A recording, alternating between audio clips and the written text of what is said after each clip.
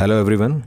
और आज कुछ और डिफरेंसेस हम लोग देखेंगे। उसके बाद जो नेक्स्ट वीडियो हमारा अपलोड होगा वो उसमें आपको न्यूज़पेपर आर्टिकल्स बताया जाएगा और उसके माध्यम से आपको वोकेबलरी, आपको जो आपका रीडिंग कॉम्प्रिहेंशन, प्रोनाउंसिएशन और साथ ही साथ आपका स्पोकन इंग्लिश में भी आपको काम आने वाले वर्ड्स बताए जाएंगे। ठीक है, उसी में साथ में ही इम्प्रूव होगा और कैसे करना है वो मैं आपको वीडियो में ही बताऊँगा। ठीक है, तब तक हम लोग ये वर्ड्स देख लेते हैं। रिकलेक्ट और रिमेंबर दोनों वर्ब हैं। रिकलेक्ट क्या होता है? दिमाग पर जोर देकर कुछ याद करना। कुछ आपको याद नहीं आ रहा है, जोर देकर के याद कर रहे हैं। डिम सा था, डल सा था, नहीं याद आ रहा, ध्यान नहीं आ रहा, तो रिकलेक्ट कर रहे हो। और अगर रिमेंबर क्या है? ये भी वर्ब हमारा, दिमाग पर जोर दिए बिना कुछ याद आ जाना।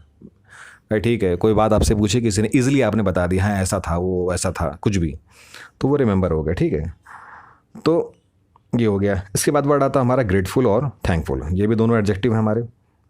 ग्रेटफुल एहसानमंद होता है, थैंकफुल शुक्रगुजार। देखिए ये जो वर्ड्स हैं, ये जो डिफरेंशिएशन है, ये मैंने अपनी लैंग्वेज में लिखा हुआ है, ईजी करने के लिए लिखा हुआ है, ऐसा किसी किताब में नहीं है। तो हो सकता है किताब में किसी और तरीके से लिखा हो, लेकिन ग्रेटफुल और थैंकफुल में डिफरेंस मैंने इस तरीके से लिखा है, थोड़ा सा समझ में आ जाएगा शायद सभी को। ग्रेटफुल होता है एहसानमंद और थैंकफुल होता है शुक्रगुजार। और दोनों में क्या डिफरेंस है? ग्रेटफुल एहसानमंद, किसी ने आपका कोई ऐसा फेवर किया जिसके बिना आपका काम ना चलता, उस फेवर को लिए बिना। किसी ने आपकी आर्थिक मदद कोई मर दी, पैसे से कोई मदद कर दी, या कुछ ऐसा काम बना दिया आपका जो रुका हुआ था, जिसके बिना आपका काम नहीं चल रहा था, तो आप उसके ग्रेटफुल हो जाते हो। ठीक है, एहसानमंद हो जाते हो। मतलब आपका बोलते हैं कि एक देखा जाए तो आप उसके ऋण को चुका नहीं सकते, ऐसा आप सोच सकते हो। ठीक है, लेकिन थैंकफुल ऐसा नहीं है, थैंकफुल लाइटर है। तो थैंकफुल मतलब होता है शुक्रगुजार। ठीक है, किसी ने आपका फेवर किया, कोई हेल्प कर दी, लेकिन आप उसके लिए थैंकफुल हो। लेकिन ऐसा नहीं कि अगर आप ना होते तो जो आपने हेल्प करी इसके बिना मेरा काम ना चलता, ऐसा नहीं है, काम चल जाता। ठीक है, तो जब कॉमन सी बात होती है, सिंपल सी बात होगी तो आप थैंकफुल हो, लेकिन वही चीज़ अगर आपके लिए बहुत ज़्यादा ज़रूरी हो जाए और किसी ने आपकी हेल्प करी हो तो आप ग्रेटफुल होते हो। ठीक, उसके बाद आता है हमारा कूल और कोल्ड। ये भी दोनों एडजेक्टिव हैं। कूल क्या होता है? सुकून देने वाला, ठंडा। कूल वाटर, कोल्ड वाटर भी होता है, कूल वाटर भी होता है। कूल वाटर कैसा पानी होगा? जिसको आप आसानी से पी सकते हैं। ठीक है, वो आपको लगेगा नहीं, आप उसको बियर कर सकते हैं। बहुत इतना ज़्यादा ठंडा नहीं होगा जो आप पीते ना बने, तो वो कूल वाटर हो गया।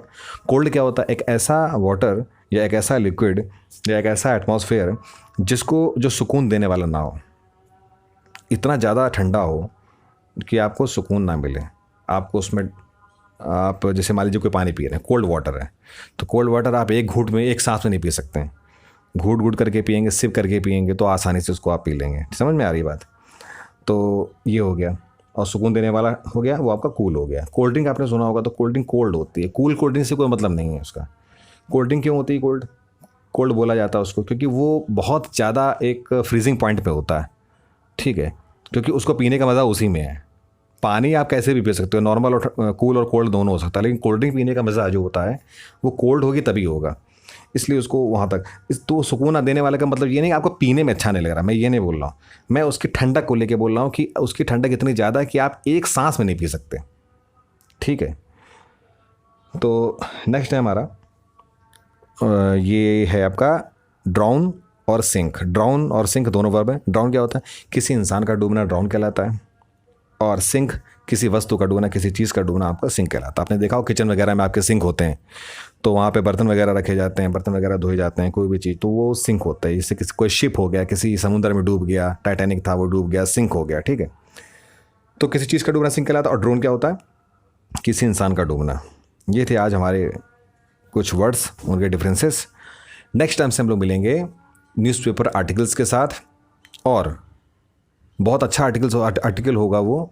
उसमें आपको बहुत मदद मिलेगी कॉम्पिटिटिव फील्ड में भी, जब आपको एग्ज़ाम देने जाएंगे, और स्पोकन में भी जब आप किसी से बात करते हैं। ठीक है, तो उसको हम लोग नेक्स्ट टाइम पे अपलोड करेंगे। आज के लिए इतना। Thank you so much. आपके सजेशंस ऑलवेज़ एक्सेप्टेबल हैं, वेलकम है आपका। सजेशंस आप दे सकते हैं कोई भी, और थैंक यू सो मच।